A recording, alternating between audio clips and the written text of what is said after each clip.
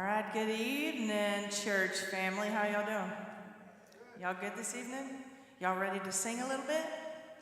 Worship together? If you would stand, we're going to sing What a Day That Will Be.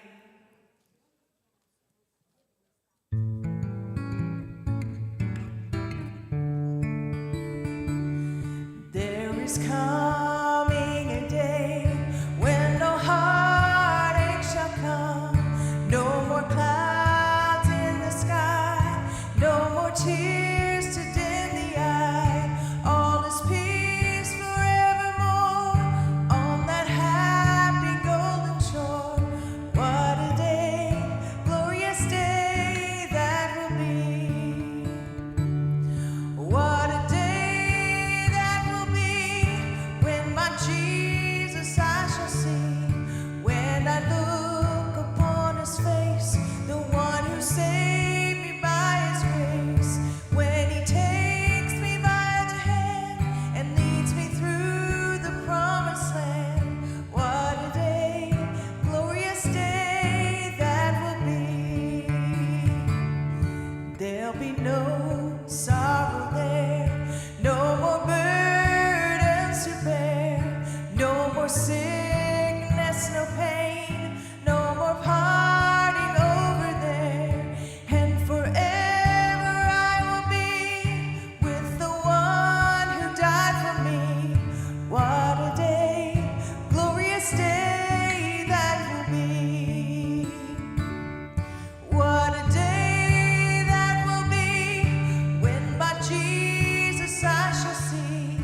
When I look upon his face, the one who saved me by his grace. When he takes me by the hand and leads me through the promised land.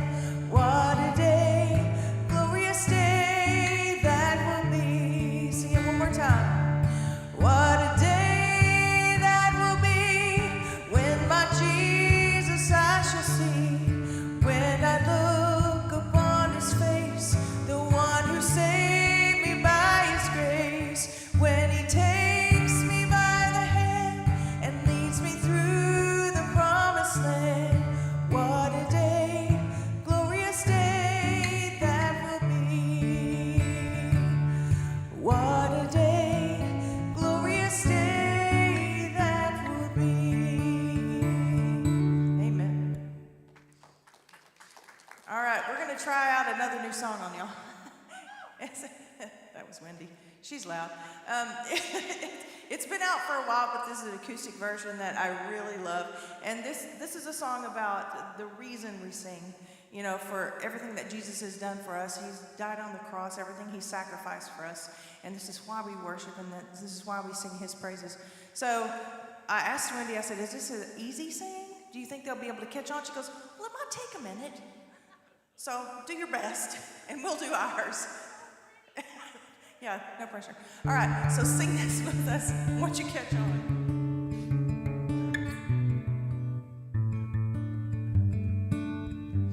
You pull me from darkness and clothe me in garments of praise. Jesus, forever my song will be you. I'm living in freedom. You've taken my burdens away. Jesus, forever my song will be you, only for you. For the cross that you bore and the debt that you paid, for the victory you won over death and the grave. This is the reason I sing, for the hope that you give and the joy that you bring.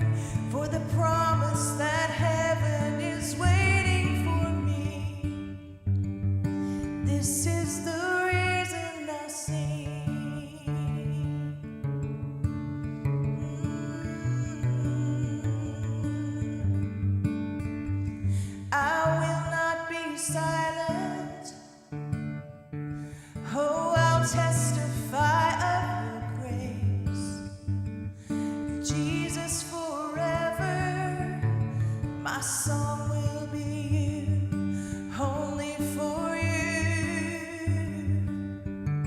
For the cross that you bore and the debt that you paid, for the victory you won over death and the grave. This is the reason I sing, for the hope that you give and the joy that you bring, for the promise that heaven is waiting for me. This is the reason I sing. So good, so good, you're so good to me. Forever I'll sing, you're so good to me. So good, so good, you're so good to me. Forever I'll sing, you're so good to me.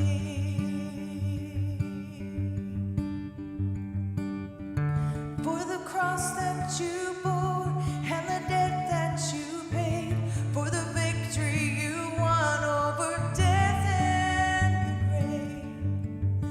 This is the reason I sing, for the hope that you give and the joy that you bring, for the promise that heaven is waiting for me.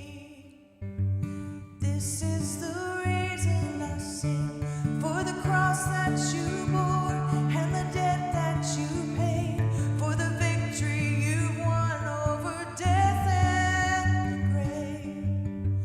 This is the reason I sing, for the hope that you give and the joy that you bring, for the promise that heaven is waiting for me. This is the reason I sing. Oh, Jesus, the reason I sing.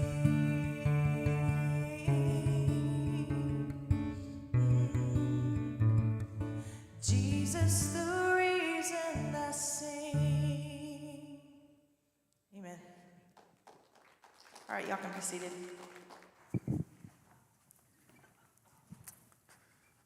All right, good evening, everyone. How you doing? That's good. I'm glad that y'all are here. If you got your Bibles, you can open up to Isaiah chapter 13. This is where we're going to be.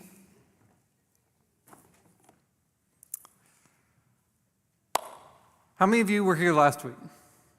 Okay, just getting a good idea. I told you last week may have been the most positive chapter in the book of Isaiah, maybe the most positive chapter in the entire Old Testament. Tonight might be the most negative chapter in all of Isaiah and maybe all of the Old Testament, because it's depicting two sides of the same coin. So last week was all about the coming Messiah and the kingdom that he is ushering in. And so with that, there's like a restoration of the Garden of Eden. And so it talked about how the lion will dwell among the wolf, and that an infant can play next to a cobra's den, and that a toddler can put his hand into a snake den and not get bit. And it's communicating this undoing of the curse where, in Genesis 3, that there was enmity between the woman's offspring and the serpents. And if a toddler can, put his hand into a snake's den and not get bit, then it's showing that enmity, that hostility has been alleviated. And so there's this restoration of the nations under the banner of Christ, under the banner of the Messiah.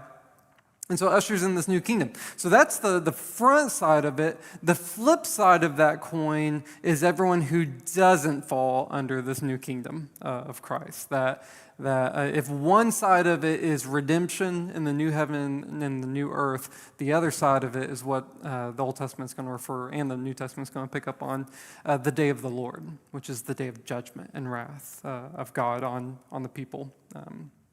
So anyways, that's tonight. So if you came in here happy, get ready to leave not happy.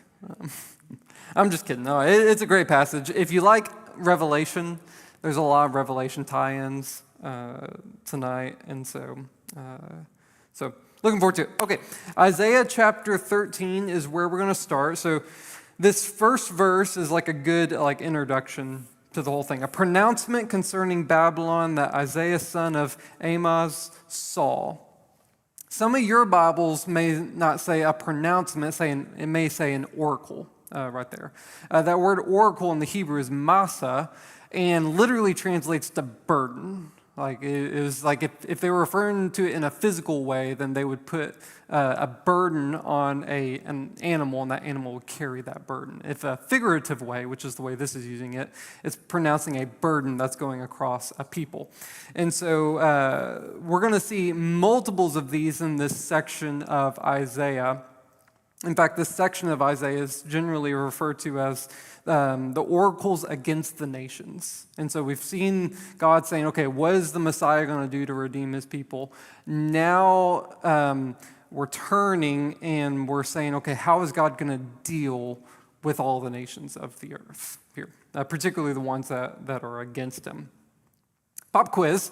What country or what nation has been rising to power so far in Isaiah? Assyria. Yeah, Assyria has been rising to power.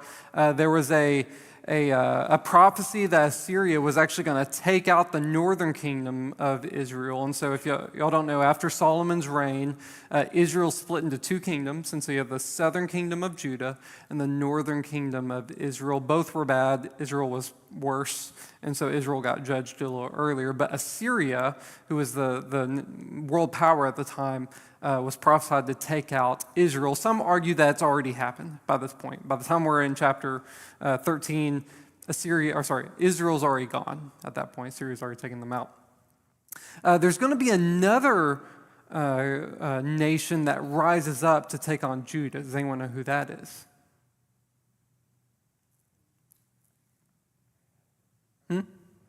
Babylon. Yep. Babylon is going to be here. So Assyria, if you're looking at a map and pretend that you're seeing the promised land, Israel, in the east side of the I'm trying to do it backwards so y'all can see.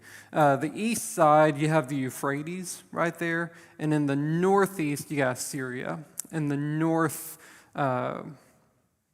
southeast, you've got Babylon that starts to grow. Now, Babylon at this point is not a world power. It's there, but it's nothing like Assyria is. Assyria is the one that's really in view here. But the first oracle, the first burden that God is going to pronounce isn't towards Assyria. Who's it to? It's to Babylon. That's really interesting because Babylon's not the world power at this time. Also, Babylon's not the one that just took out Israel. And so it's really interesting that the first one is against Babylon. And what we're going to see is that Babylon gets the longest oracle pronounced against them. And the reason is because if y'all remember the word I taught y'all last week, there's bifurcated prophecy. Do y'all remember that word? Did anyone use it in their normal lingo this week? All right. Just if you're talking to someone, just try to slip that in right there. So bifurcated prophecy, if you don't know, is there's an immediate fulfillment of this, and then there's a greater fulfillment, typically an eschatological or end times fulfillment of it.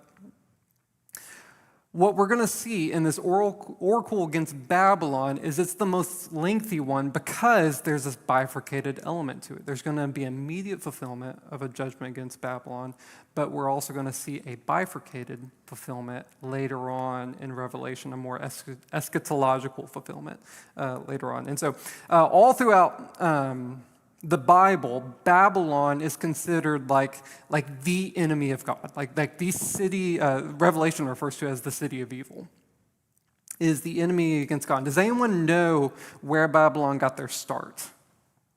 This is just pop quiz night for the Bible.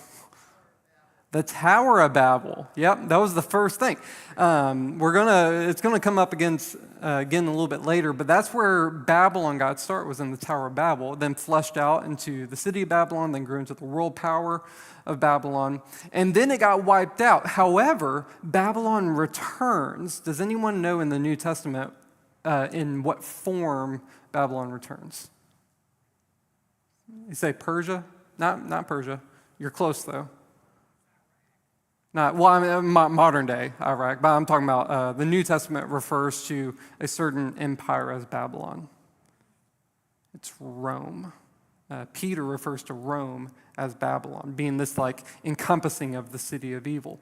Later on, Revelation is going to pick up on this language of Babylon and personify it as this, some would say it is Rome that they're personifying in Revelation. The more traditional view is that Babylon is like spiritualized and personified to encompass this archetype of the city that's against God in that. And so we're going to see that tonight. But that's one of the reasons that Babylon gets the first oracle and the longest oracle, because this is the personification of the people rallying against God in that. Okay, make sense so far? All right, that's verse 1. Verse 2. Lift up a banner on a barren mountain. Now, we've heard this language of banner before. If you were with us last week, after the proclamation of what Christ is going to do in restoring, reversing the curse and restoring the world, it says that he will be a banner that all the nations gather under, that all the nations will look to this banner. And so this banner is like a sign of victory, if you will, a sign of victory and deliverance to those who trust in Christ, who trust in the Messiah.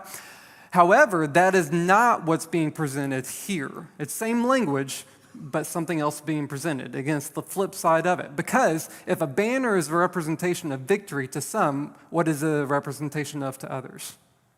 Defeat, right? Because victory takes defeat, right? And so to those who look to Christ for guidance, it's a sign of deliverance and victory. To those who don't, it's a sign of despair, destruction, and defeat. And that's exactly what we're going to see here. Okay, verse 2. Lift up a banner on a barren mountain, call out to them, signal with your hand, and they will go through the gates of the nobles. I have commanded my consecrated ones, yes, I have called my warriors who celebrate my triumph to execute my wrath. And so he's calling people to basically assemble the armies to go take out his wrath on this nation. Which nation? Babylon. Okay, just making sure we're all on the same page. Verse 4. Listen, a commotion on the mountains like that of a mighty people. Listen, an uproar among the kingdoms like nations being gathered together.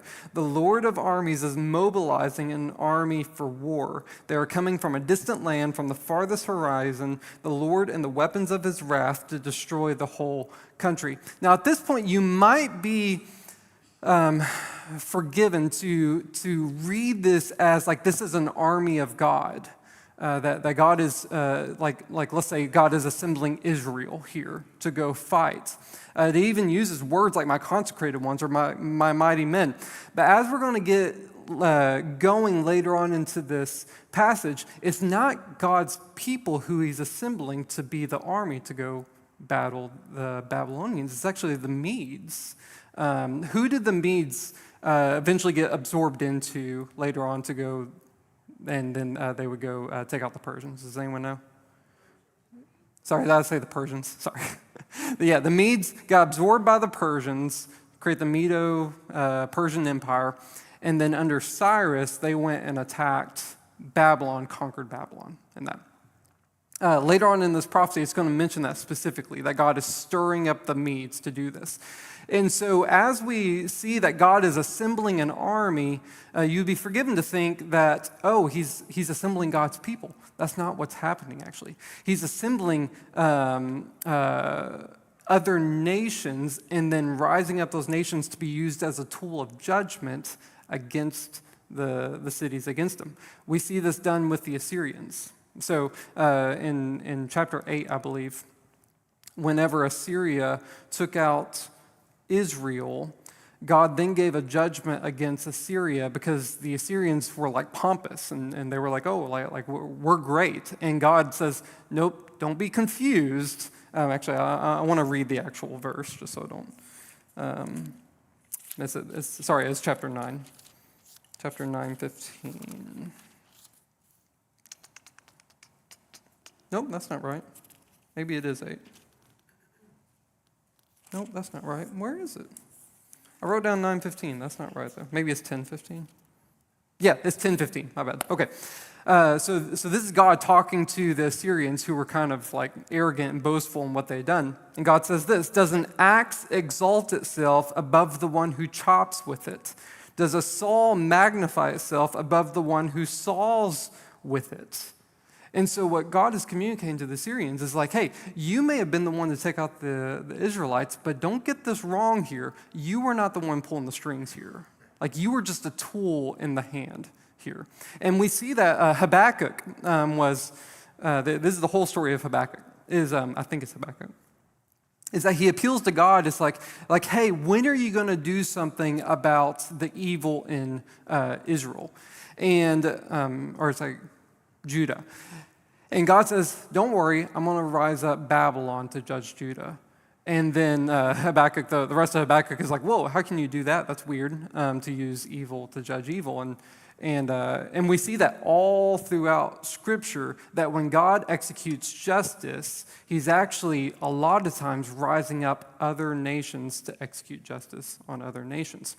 I say that to say that we have that instance here, that the Medes, are specifically mentioned, is going to partner up with the Persians, and that nation is going to get stirred up. That's the language that's used. It's going to get stirred up by the Lord, and the Lord is going to use them as a tool of judgment against Babylon.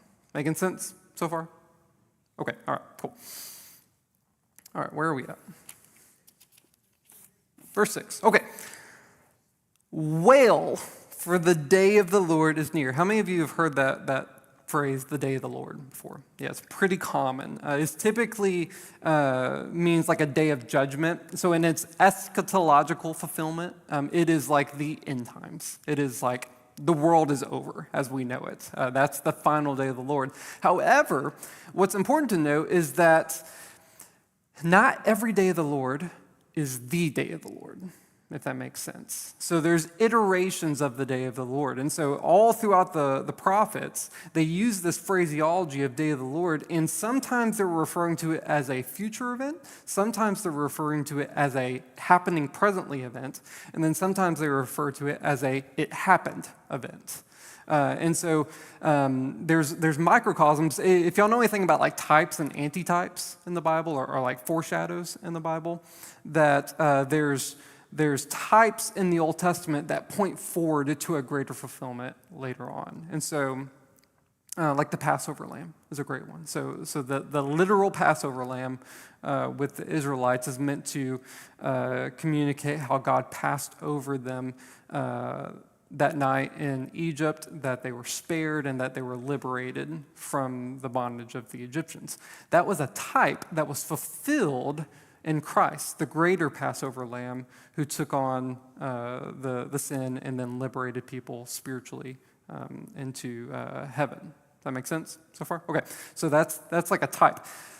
The day of the Lord operates the same way, that there are these types in the Old Testament, these microcosms of judgment that's coming on, but they're pointing forward to a greater day of the Lord that's going to be in the end times there. Fun fact, what was that date where is Israel, like modern day Israel, that country came and invaded them? Do y'all remember? Who was it? It was like last year, like October 6th. Something like that. Wherever that first invasion happened, the Jews called that a day of the Lord. Like they referred to that as the day of the Lord, as a day of judgment against the nation state of Israel. And so just some background info as we enter into this day of the Lord talk. All right, verse 6, wail, for the day of the Lord is near. It will come as destruction from the Almighty. Therefore, everyone's hands will become weak. This is now starting to describe what this day is going to look like. Therefore, everyone's hands will become weak, and every man will lose heart. They will be horrified. Pain and agony will seize them. They will be in anguish like a woman in labor. They will look at each other, their faces flushed with fear. Look, the day of the Lord is coming, cruel with fury and burning anger to make the earth a desolation and to destroy its sinners. Indeed, the stars of the sky and the constellations will not give their light. The sun will be dark when it rises, and the moon will not shine. And so basically, chaos, right? Like the end of the world as we know it is taking place there, and it's there to judge sinners. Now, at this point, we're going to get into some more harsh language as we get going. But at this point, you might analyze this and say, hold on, this seems a bit harsh, God. What are you doing? Well, later on in Revelation, which expands on this like greater end times day of the Lord, there's actually interjections within the midst of this day of the Lord, and it interjects like songs or statements from the angels in heaven. So, like for example, I think it's the third bowl in Revelation, the final set of judgments. And there's this catastrophe that's taking out all of the living creatures in the sea. I think it's that one, and all of the drinking water of the land. Like there's nothing left. And there's this interjection from the angels in heaven. It says, "Just and true are your ways, O Lord." And why would they do that? Because this seems harsh. And so let's take a step back and just remind ourselves that God is just in his judgments. That the punishment fits the crime, if you will, on this, is that whenever God's wrath is poured out on this earth, it's due to the sin of mankind in rebelling against him. If you were here on Sunday, the harshness is more a misunderstanding of the holiness of God and how much of an affront that is whenever you come against it. Okay, the language in verse 10, indeed the stars of the sky and the constellations will not give their light. The sun will be dark when it rises and the moon will not shine. We've seen that language before in the New Testament in the what's called the Olivet Discourse, where Jesus is giving his like end time statement. He gives a full breakdown that uses this exact language, that the sun will go out. Revelation picks up on it in the same way. In the sixth seal, he uses almost this exact same language. In the seventh bowl, he uses almost this exact same language there, that there's going to be a time that does that. It's the day of the Lord where God's wrath is being poured out on the world. Another Bible quiz. What significant event in the New Testament happened where the sun went dark? The crucifixion. The crucifixion itself is a day of the Lord, right? Because what is the day of the Lord? It's God's wrath being poured out on sin. What happened on the cross? God's wrath was poured out on sin, except instead of it being poured out on the people, it's being poured out on Jesus, who's taking on the sin of his people. Fun facts. A lot of cool stuff. I bet y'all didn't know that we were going to have this much cool stuff tonight. I bet you're glad you came out. All right, that's all going to change. All right, verse 11. I will punish the world for its evil and wicked people for their iniquities. I will put an end to the pride of the arrogant and humiliate the insolence of tyrants. I'm going to hold off on comment on that because there's going to be a whole section on that in just a second. Verse 12, I will make a human more scarce than fine gold and mankind more rare than gold of Ophir. I don't know what that's. How to pronounce that. What's he communicating right there? Wiping humans off the earth. They're gone, right? More rare than gold. Verse 13, therefore I will make the heavens tremble and the earth will shake from its foundations at the wrath of the Lord of armies on the day of his burning anger. By the way, do you want to be part of this? I don't want to be part of this.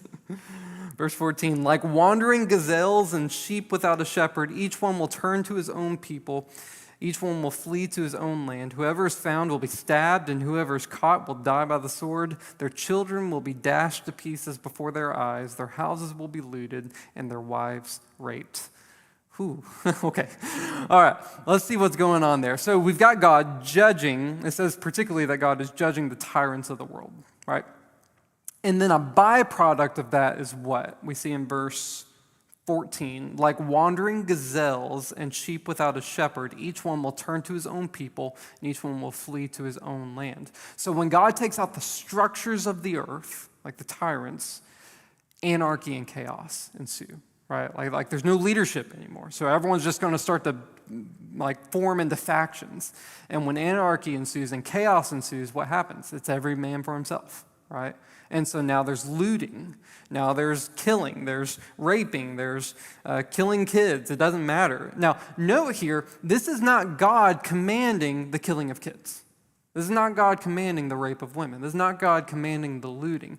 This is the byproduct of the systems of the earth being removed. Does that make sense here? So what God is judging is the systems of the earth, removing the tyrants and creating like a wasteland, if you will. And the byproduct of that is mankind reverting to their most simple operations in that. A good example of this is every time there's a major hurricane that happens, what happens next? Looting. Yeah. Like there's chaos, there's a lack of structure, and so what do people do? It moves into anarchy, and they just do whatever they want to do in that. Think of that magnified times 1,000, right? Okay.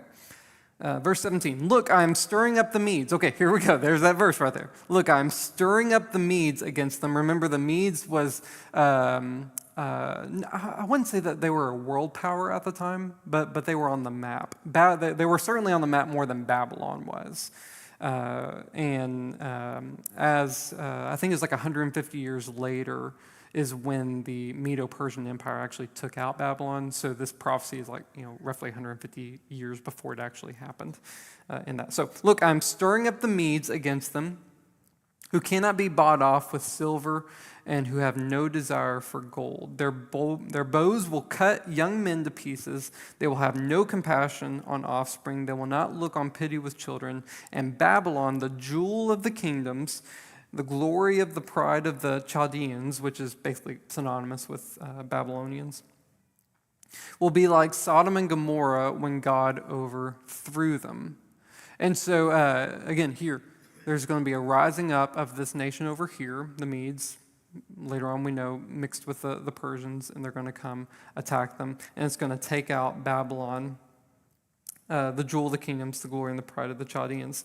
What we're going to see later is one of the reasons for the judgment against both Assyria and Babylon is for their self-exaltation. So this language of the jewel of the kingdoms, the glory and the pride of the Chaldeans, this is very similar language to how God describes himself and his kingdom. Later on, I think it's in, let me make sure I get it right, Isaiah 28, God is going to be describing himself and his kingdom, and he describes himself as a crown of beauty and a diadem of splendor. And so this exaltation is meant for God alone, right? And what the Assyrians and the Babylonians are doing, both nations, was this self-exaltation to the level of God, and we're going to see that elaborated on more, and they were judged for that. One quick note, well, actually, I'll hold off on that note till we get a little bit later. Any questions so far? I haven't stopped for questions. All right, okay, cool. Verse 20. It will never be inhabited or lived in, talking about Babylon. It will never be inhabited or lived in from generation to generation. A nomad will not pitch his tent there, and shepherds will not let their flocks rest there, but desert creatures will lie down there, and owls will fill the houses. Ostriches will dwell there, and wild goats will leap about. Hyenas will howl in the fortresses, and jackals in the luxurious palaces. What's he communicating there? Are they opening a zoo? What's going on? They're wiped out. It's a wasteland, right? There's no humans residing there anymore. This is the wild animals have come in. The jackals are the living in the royal palaces, and that there's nothing left. And then it ends with this statement, or at least this statement. This part ends. Babylon's time is almost up. Her days are almost all over. Now remember, the Babylonians didn't get conquered for another 150 years. And so someone hearing this prophecy from Isaiah is like, oh man, this is it, let's do it. And then you wait, and it didn't happen, and you wait, and it didn't happen, and wait, it didn't happen. Generations go by, still hasn't happened. And so some might say, has God failed yet, right? And then certainly, 150 years later, boom, it happens. And this is important note for them, but also an important note for us, that God's timing is not our timing, right? Like what is near and soon to God is not near and soon to us, right? Peter, I think it's 1 Peter 4, says the end times the end times are at hand, right? That's Peter 2,000 years ago. Now, one can say either Peter was wrong or it's all fake, right? And it's not happening. Or Peter, in the same book, says, a day is like 1,000 years to the Lord. 1,000 years is like a day. His time is not our time. What seems like a long time for us is not a long time for God, right? And so God is good to uphold his promises. Be patient. And that may not happen in your lifetime, but it's going to happen. Okay, so that's chapter 13. We're going to keep going into 14 because it's going to continue this thought, but it's going to deviate for just a second, for just a few verses. It's going to give a little insert of what's going to go on with God's people. Because so far we've been talking about everyone who's the enemies of God. Chapter 14, verse 1, for the Lord will have compassion on Jacob and will choose Israel again. He will settle them in their own land. The resident alien will join them and be united with the house of Jacob. The nations will escort Israel and bring it to his homeland. Then the house of Israel will possess them as male and female slaves in the Lord's land. They will make captives other captors and will rule over their oppressors.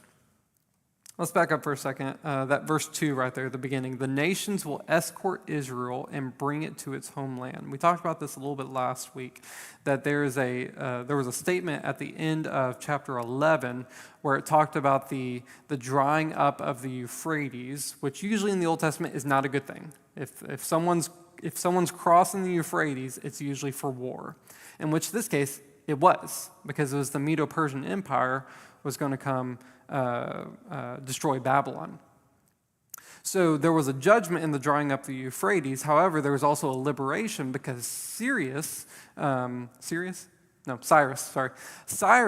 the Medo-Persian Empire liberated the Israelites across the Euphrates back into their homeland. And so when it says the nations will escort will escort Israel and bring it to his homeland, literally that happened. This is prophesied later in Isaiah and fulfilled in history that the Persians will defeat the Babylonians, and like a sheep or like a shepherd, he will lead his people. That's the phraseology used in Isaiah 44, that he led Israel back to the promised land. In that. Then the house of Israel will possess them as male and female slaves in the Lord's land. They will make captives other captors, and they will rule over their oppressors. So basically, this is communicating there's going to be a shift of power that goes on here.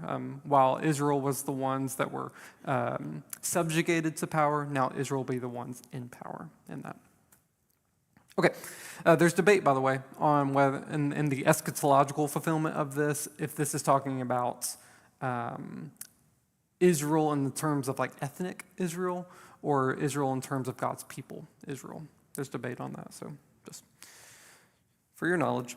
Okay, verse 6. All right, back to the pain. Verse 3, when the Lord gives you rest from your pain, torment, and the hard labor you were forced to do, you will sing the song of contempt about the king of Babylon. So now we're shifting to the king of Babylon. We've talked all about Babylon itself, but now we're shifting our focus to the leader, the king of Babylon.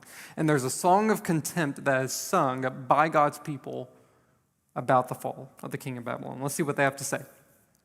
Verse 4, and you will sing the song of contempt about the king of Babylon and say how the oppressor has quieted down and how the raging has become quiet. The Lord has broken the staff of the wicked, the scepter of the rulers. It has struck the peoples in anger with unceasing blows. It subdued the nations in rage with relentless persecution. The whole earth is calm and at rest. People shout with a ringing cry. Even the cypresses and the cedars of Lebanon rejoice over you. Quote unquote, since they have been laid low, no lumberjack has come against us. And so this is God's people and all of creation celebrating and taunting the fall of Babylon and the king of Babylon. Here's the, should I get into Revelation tie? Hold on, we'll get into Revelation tie in just a second. Just keep that in mind, that after the fall of Babylon, that there was a song of rejoicing and taunting over Babylon itself. Okay, for time's sake, let's move on. Verse 9. This one's interesting. Hang tight on this one. Because what's going to be described here in this song of rejoicing over the king of Babylon being destroyed, there's going to be this poetic contrast that's going to be presented here. There's going to be a presentation of how Sheol, or the grave, is treating the king of Babylon, and also the heavens above are treating Babylon. So keep an eye out for that contrast. Sheol, verse 9, Sheol below is eager to greet your coming, stirring up the spirits of the departed for you, all the rulers of the earth, making all the kings of the nation rise from their thrones. They all respond to you, saying, you too have become weak as we are, and you have become like us. Your splendor has been brought down to Sheol along with the music of your harps. Maggots are spread out under you, and worms cover you. So what's being communicated there? For all of your splendor and glory that you had within your empire, it's all nothing. Now you're just like the rest of us, dead. And what's come about it? Maggots cover you in that. That's the Sheol side. If you flip it now, in verse 12, he goes the other direction. Shining morning star, how you have fallen from the heavens. You destroyer of nations, you have been cut down to the ground. You said to yourself, I will ascend to the heavens. This is the king of Babylon talking. I will ascend to the heavens. I will set up my throne above the stars of God. I will sit on the mount of the God's assembly in the remotest parts of the north. I will ascend above the clouds. I will make myself like the Most High. So that's what the king of Babylon was saying about himself. Verse 15. But you will be brought down to Sheol into the deepest regions of the pit. Y'all see the poetic nature here? What he's saying is that the whole theme, the whole mindset of the king of Babylon was to self-exalt, right? To make himself like one of the gods, to ascend to the heavens like one of the gods. And where did he end up? Dead, into the deepest parts of Sheol. So as he tried to ascend as high as he possibly could, what did God do? Pulled him down to as low as he possibly could. Let's contrast that with Christ.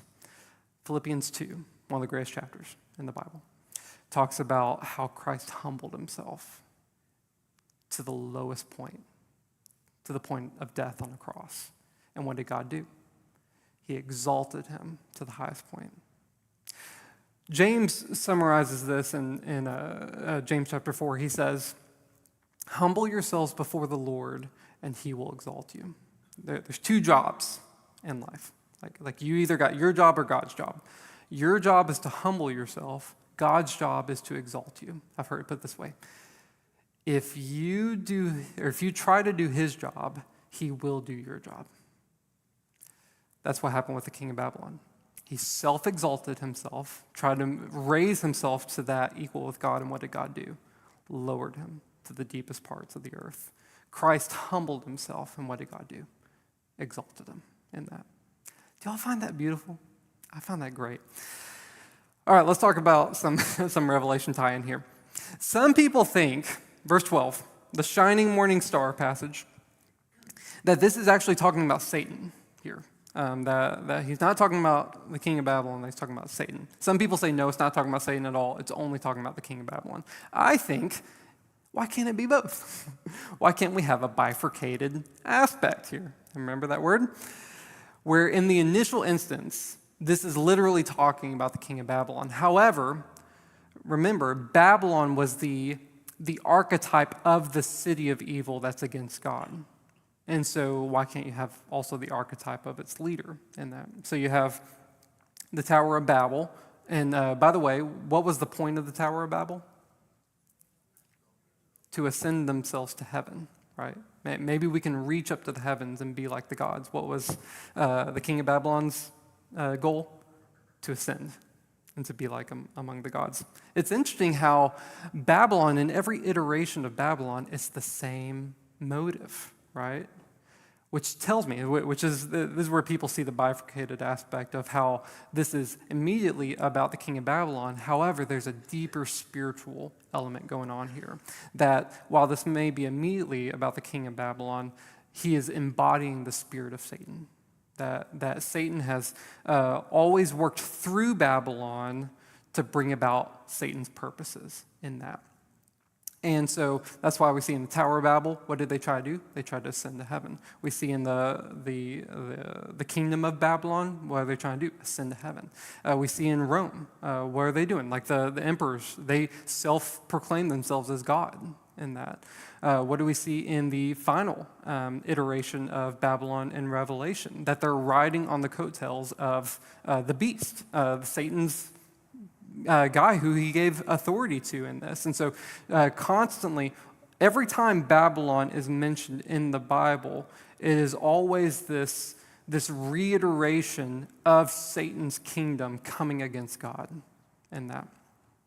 And so is this about the king of Babylon, or is this about Satan? Both in that. This is embodying the goal of Satan, to self-exalt and to ascend to heaven, make yourself God. What happens to them, though? God brings them down. Yeah. All right. Quick note here. I mentioned that there was a song of a song of contempt and rejoicing when the king of Babylon fell. In Revelation, when Babylon, this is chapter 17, Babylon falls. Chapter 18, there's a song of mourning for everyone who is part of Babylon. Chapter 19, guess what there is? A song of rejoicing over that. And so we see, again, a greater fulfillment in that. Okay, verse 16. We can get through this, guys. We can do it. Those who see you will stare at you. They will look closely at you. Is this the man who caused the earth to tremble, who shook the kingdoms, who turned the world into a wilderness, who destroyed his cities and would not release the prisoners to return home? All the kings of the nations lie in splendor, each in his own tomb. But you, again, we're still talking about the king of Babylon here, but you are thrown out without a grave, like a worthless branch covered by those slain with the sword and dumped into a rocky pit like a trampled corpse. You will not join them in burial because you destroyed your land and slaughtered your own people. The offspring of evildoers will never be mentioned again. Prepare a place of slaughter for his sons because of the iniquity of their ancestors. They will never rise up to possess a land or fill the surface of the earth with cities. So again, this is just more language of despair and rejoicing and condemnation against Babylon and its king. Here's an important kind of like conclusion to this oracle against Babylon. Verse 22. I will rise up against them. This is a declaration of the Lord of armies. So who's talking? God is talking. I will rise up against them, and I will cut off from Babylon her reputation, remnant, offspring, and posterity. This is the Lord's declaration. I will make her a swampland and a region for herons, and I will sweep her away with the broom of destruction. This is the declaration of the Lord of armies. Hold on a minute. Who did God say he was raising up to take out the Babylonians? sorry, you say Assyria? No, not Assyria.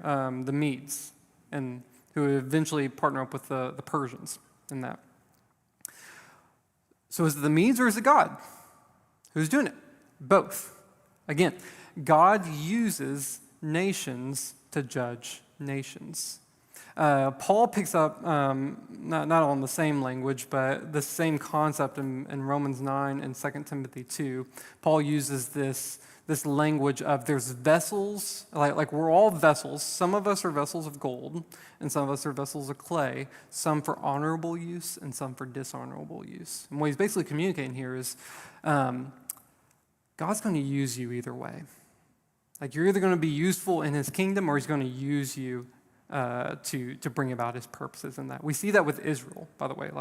So all throughout the Old Testament, Israel was supposed to be God's chosen people who were supposed to worship God and share God with the world. They didn't do that. They hardened themselves against God, oppressed the people in that. And what did God do? He eventually used them in their rebellion to bring about what? The crucifixion of the Messiah. And so you're either going to be used in cooperation with God or you're going to be used as a tool with God. Paul in 2 Timothy says, if you are one for dishonorable use, effectively cleanse yourself to become one for honorable use. So the question for us individually are, which one are you? Are you going to cooperate with God in bringing about his kingdom, or are you going to be used as a tool for God's kingdom? Because God is going to bring about his plans, and he's going to use whatever he needs to do so. And so we see this again all throughout the Old Testament, that God will rise up nations and then use those nations as a tool, as an axe, as a Saul, whatever language he wants to use to judge other nations. By the way, eschatological fulfillment, here we go. Revelation 16, you have the bowls, the final judgment of God. Bowl 6 is the Euphrates drying up and then Satan assembling the nations together for the battle of Armageddon. You would presume that the battle of Armageddon is against God's people. I don't think that's the case. I think the battle of Armageddon is against who? Babylon. Babylon is the city that gets destroyed. Chapter 17, it talks about how Babylon rode on the coattails of the beast, of Satan's kingdom, but then, like a harlot, Satan, or the beast used her up, left her for dead, and the nations turned against her. So what do we have even in the final eschatological fulfillment of this is evil, like the evil nations coming together to judge Babylon in that. So even in the eschatological fulfillment, God is using nations to judge the people. Okay, real quickly, and we're done. Verse 24, this is a small footnote on it, because who's the actual world power going on right now? It's not the Babylonians, it's Assyria. So here's a footnote about Assyria on that. Verse 24, the Lord of armies has sworn, as I've proposed, so it will be. As I have planned, so it will happen. I will break Assyria in my land. I will tread him down on my mountain. Then his yoke will be taken from them, and his burden will be removed from their shoulders. And so there's a small disclaimer here. I get that Assyria is actually the one. They're going to get theirs too. Don't worry. And then here's the important statement. So verse 25, I will break Assyria in my land. I will tread him down on my mountain. Then the yoke will be taken from them, and his burden will be removed from their shoulders. Verse 26, this is the plan prepared for the whole earth. And this is the hand stretched out against all the nations. And so, again, it's pulling it back to the ultimate day of the Lord that's coming. That the same way that Assyria is going to get broken down under the hand of God, all the nations against God are going to get broken down under the hands of God. Verse 27, the Lord of armies himself has planned it, therefore, who can stand in its way? It is the hand that is outstretched, so who can turn it back? Basically, it's going to happen. Okay. Questions, thoughts, comments? It's a lot, right?